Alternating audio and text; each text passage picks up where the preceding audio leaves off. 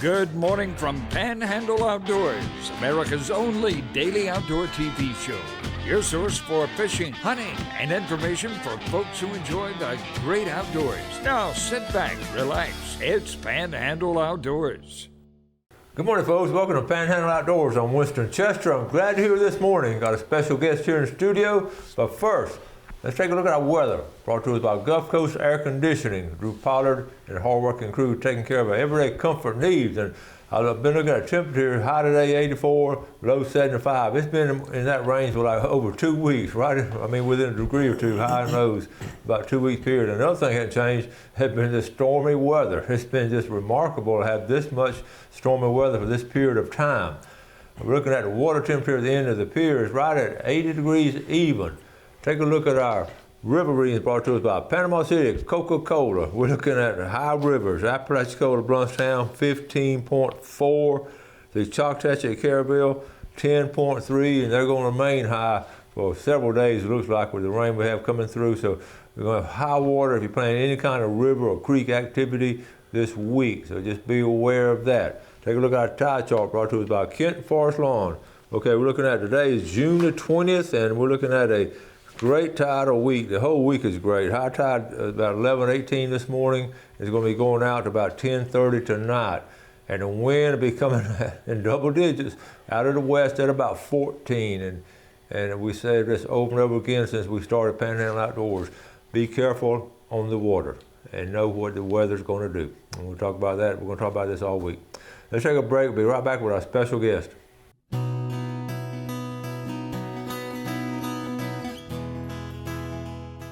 Okay, welcome back, and welcome to a familiar face. Now I said familiar face, not ugly face now. Jeff Bothoff. Thank you, Coach. Thanks for having me. Welcome, Jeff. We go way back, and always so glad to have Jeff come on. And Carolyn wouldn't get out of bed this morning, but she's normally here. But glad to have you. I asked the whole gang if any of them wanted to come be on TV, and I couldn't get any takers. Okay, the Elizabeth Bothoff Memorial Foundation. What a great outfit this is, and honoring Elizabeth and all. So you come on a couple times a year, and we talk about all kinds of things. Mainly we've been talking about fishing. We've got some fish stories I want him to share with you after we get all this out, but it's interesting. Yeah. It really is. Okay, so tell us what's going on. Well, we've recently made our check presentation to the Boys and Girls Club. Let's check out this check, okay. From the proceeds of last year's tournament. So $5,000 check. We were able to do another $5,000 donation this year to the Boys and Girls Club of Bay County for swim scholarships. There's Elizabeth Bothoff Memorial. There's the logo right there, and what a great outfit. So tell us, some of the, of course, there's Carolyn and you and some of these other folks. They were tickled to get this one. Yeah. Brad. Yeah. Brad does so much for us. Yeah.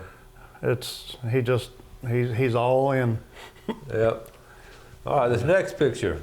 That's the real check. That's the real check. That's the one they put in the bank. That's the one they can cash. Yep. Okay, and who is that? That's Hank Hill. He's the director of the Boys and Girls Club here locally. All right.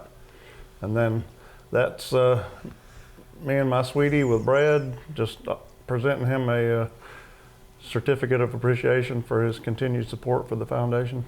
Right down there in Sunjammers, and they have been so supportive over the years, and so many of the community members have stepped up and helped this. Okay, so what do we have here? So with doing the $5,000 check presentation, we kind of depleted most of the account for the foundation. So I got with Brad, and we brainstormed, and I'm going to do a little raffle for the summer here. Okay, good. And try and put some revenue back in there to be able to put on another good tournament this year. Okay. So, Brad. So what all we have in this raffle? Well, what we got is 2 Yeti wine cups, wine ramblers, the new Yeti ice bucket, which is, from what I understand, it's like a hot new item. Okay. And then we have the Panga backpack that is going to be part of it. So it's a $500. Is that like a cooler, or is that just waterproof backpack? Waterproof. Yeah, waterproof backpack. Good deal. It's altogether it's $500 value. Tickets are going to be $10 a piece, and there's only going to be 300 tickets. Awesome. So that's pretty good odds if somebody wants to get in on it. We're going to have a couple different locations where tickets can be gotten. One of them being at Sunjammers, and the other one will be at Florida Coastal Closing and Escrow at 558 Harrison Avenue. Okay. Or you can contact me through the Facebook page messenger portion, and I'm set up with Venmo and PayPal, so you don't have to live here. Brad has already made it clear that if somebody wants to buy tickets, you can, like I said, you can contact me, tell me how many tickets you want, pay for them, I'll fill them out, send you a picture of it, put them in the pot. You know, if you live away and you win, we'll ship this to you. How about that? So you folks in Colorado and up there in Michigan to watch the show, we'll send them all the way up there if you want to send them. Right, because this is such a worthy cause, and it's been put to good use so much and all. What a great idea, though, for a little summer fundraiser. Yeah, I was like, well, we got to get something back in the account to be able to put on a good tournament. So I think we've all been there, done that. Get something in the account. But so far with that donation brings our total of altogether is $52,500 that we've raised and donated. Yeah. And 1,360 kids with swim scholarships so far. What's so admirable about this is this is not a huge group of people working. I mean, we got a nucleus of folks with Jeff and Carolyn, and then a nucleus of group that help out. But that's what's remarkable, the hard work y'all do. Yeah, we don't have a great big base putting this together. Yeah. But I don't want it to get ridiculously huge. You know? We just want to keep it easy and fun and inviting for people to come out and catch a fish and win a prize. There you go. All right, let's take a quick break. We'll be right back with Jeff.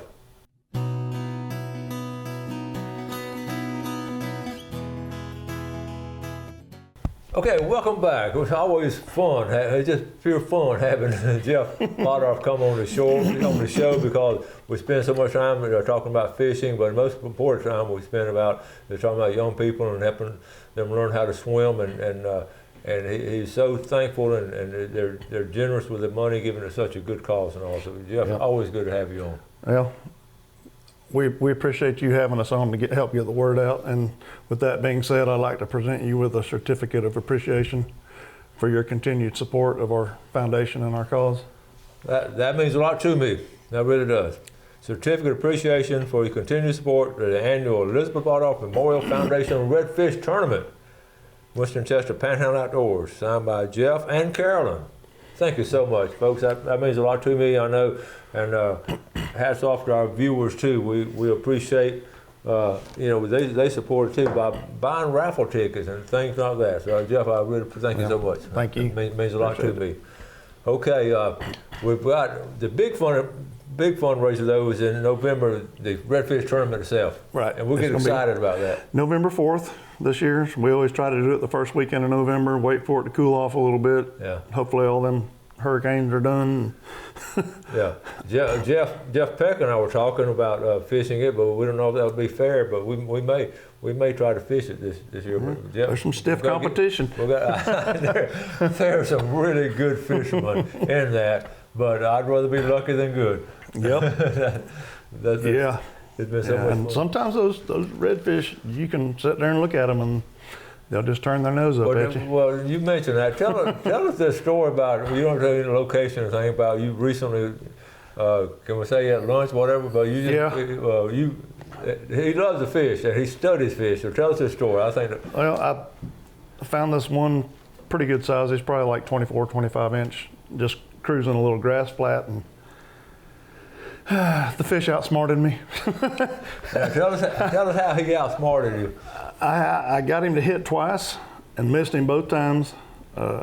First time was on a gold spoon, and the second time was on a jumbo shrimp, or not a live shrimp, but a regular shrimp.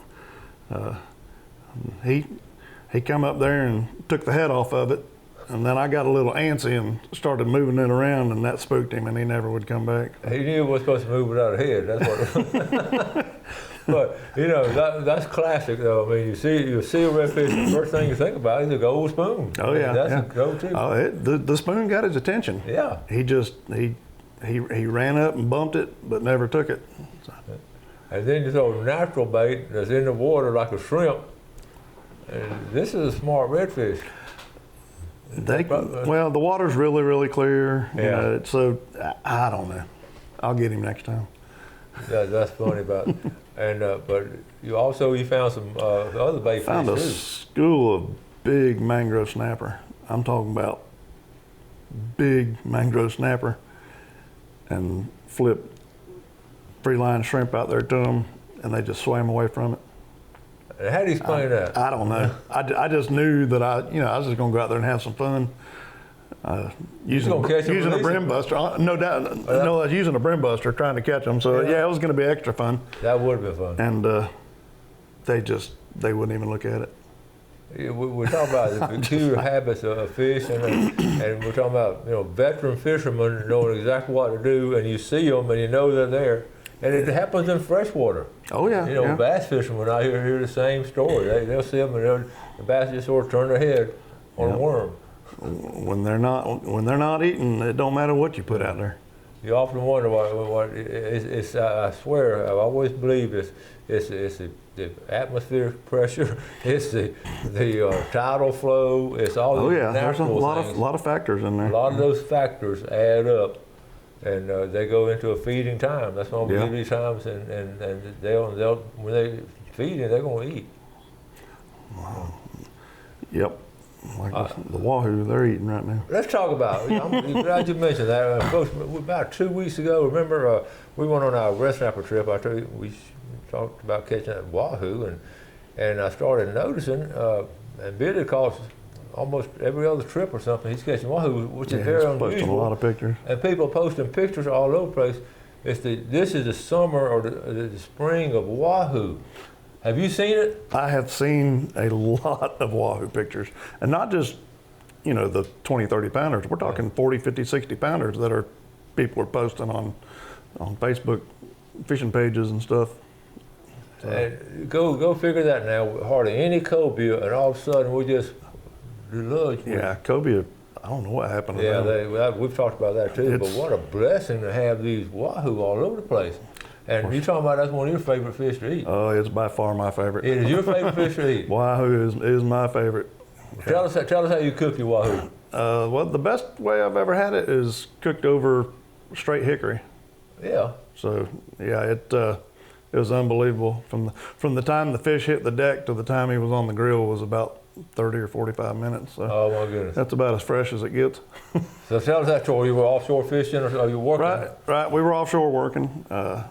I'd been on anchor for about 8 days. So when you're in one spot that long, you get a lot of bait around the boat, and that brings in everything else. So yeah, we ended up catching numerous wahoo and numerous big mahi and some cobia. So y'all were able to cook them right there on the boat. Oh yeah. And so that's pretty fresh. Yeah, that's as good as it gets for me. My question was because a lot of people marinate it. Y'all don't have time to marinate it. You don't worry about it. We stake that dude out and put him right on the coals. How many guys were on the boat? Y'all have a lot of guys on the boat. Y'all eat them or? Yeah, I mean everybody was happy for supper that night. The same way. That's like going camping out in the woods and all, and taking something like a catching a fish and just cooking it there. There's just something special about that. Yep. Or back in the day, my dad and them, they would want to get a mess of squirrel and cook the squirrel over the fire. Squirrel, deer, yeah.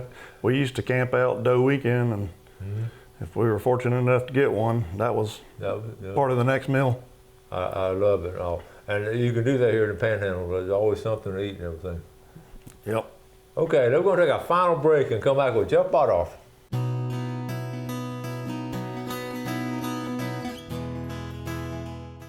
Okay, welcome back, folks. Speaking of game and fish time, let's take a look at it. Brought to us by Blue Water Outriggers in Port St. Joe. We're looking at 1:32 a.m. that was to 332, and then this afternoon 157 to 357. So if you're out there working on your boat and all, you want to take a lunch about 157 so you can fish a little bit. Sneak down there and get one. The Elizabeth Bardolph Memorial Foundation, and we'll talk about that more in just a few minutes. But let's take a quick look at what we had with the Sea Quarters tournament. We've got a video coming up. It'll be either Wednesday or Thursday of this week. But I do want to show you the results, and it is interesting. It's a record-breaking weekend. Okay, record-breaking in several ways. First of all, it's gone from a 2-day tournament to a 1-day tournament, and then the boats was the largest number ever had. Normally we get about 50 boats, 45 to 50 boats. This year was 83 boats entered. Goodness. 83. That's so pretty they good. were tickled with that, and also record-setting on the other end because they added red snapper. There's a kingfish tournament. I added red snapper. Well, you knew what the weather was Saturday. That's what brought those extra boats in was some snapper. Exactly. That's exactly Yep. good marketing. So here's the scoreboard. Made a quick picture of it. I just want to share it with you. The kingfish shootout, and let's look at it. This is record setting because this is the smallest king ever won first place, 21 pounds. Then we threw them back. Back in the day, Yeah, we'd be embarrassed to bring them to shore. But that one, no, I'm just kidding. But well, when they put that one in the box, they probably weren't figuring that they were even in the place. But we'll go anyway, just for the heck of it. But check this out: the red snapper, first place, Goodness. 22 pounds 4 ounces. Second place, 18 pounds 4 ounces, and then a big drop. Third place, 11 pounds 1 ounce. So that was, and we're going to have all kind of information all to share with. I just wanted to show you the results because it was definitely a rough, challenging day, and luckily this is one year we didn't go, and we picked a good year not to go. Yeah, this little spell of weather we've been having here is tricky. Yeah, and you got to understand, you're trolling for king mackerel when it's like this. It's funny the stories you hear. When I was there a couple hours, spent some good quality time. All my carabel and there was Big Ben, fishermen, all the friends down there. We really enjoyed talking to you, and you'll see some of them on the video. But hearing the stories when they come in, the younger guys were talking about seas. Okay, the veterans say, yeah, we had probably six to 8 footers. Okay, the young guys, the 20-something-year-olds, oh, they were 10 foot. They were 10-foot seas. So, I mean, it was amazing that amount of seas. But there were a lot of big boats, so they were. But I did talk to one guy. He was from Tallahassee. He watches the show on YouTube. He came over and started talking to me. Nice young man, 18 years old. I'm sorry, he's 23 years old, but he went out in an 18-foot boat. I said, when I was your age, I did that too when I was your age, but I wouldn't do it now. And he said they went close to 20 miles out. I said, you got to be kidding. I'm not that mad at him anymore.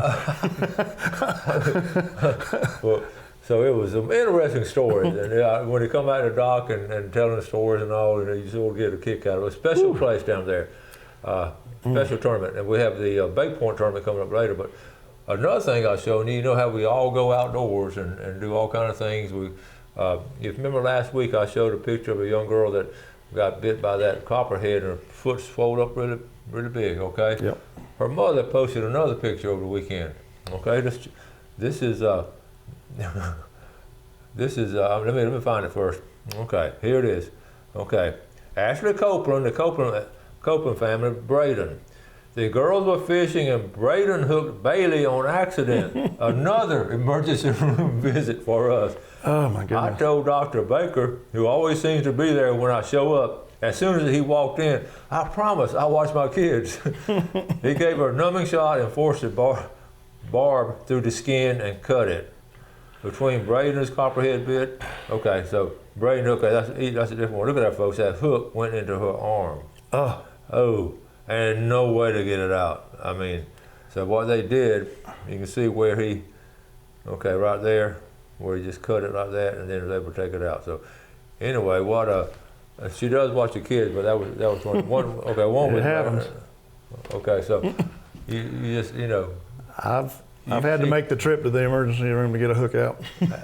All of us, if you fished long enough, we've all been hooked, Yep. or either hooked in one. I hooked my brother one time. I felt so bad because we were bass fishing. And, I knew he was out there, and I heard him holler. Sync it up. So anyway, so we got a couple minutes left. Let's talk about the raffle again real quick. Tell us about the raffle. Show us again. It's going to be the Yeti Ice Bucket. I got that dude right here. Let's see. All right. And 2 wine ramblers. And the backpack. It's $500 value.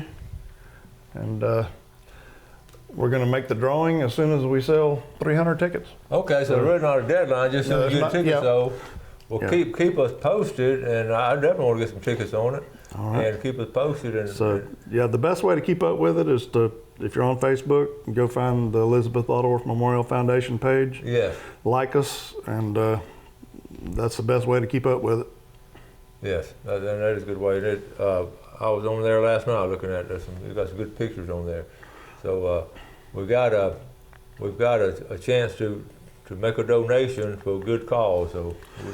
Yeah, like I said, we're just trying to get some more revenue back into the account so that we can put on a good tournament this year. So. Matter of fact, this is amazing technology. Here's a Facebook page right here. Okay, Elizabeth Otterworth. Okay, and this is a picture we just showed. Here's some pictures from previous tournaments there, and some just really cool stuff. That's a check from before. So if you're on Facebook, join up on that page. That's a good one. Okay, Yeah. So. Well, we'll wrap it up again. I want you to go back out there and catch that redfish. I will be persistent until I get him. Take a picture and send it to us. And Jeff was persistent enough to catch this redfish. I will come out the winner eventually. I love it. As always, appreciate you coming on. Coach, thanks for having us. All right, buddy.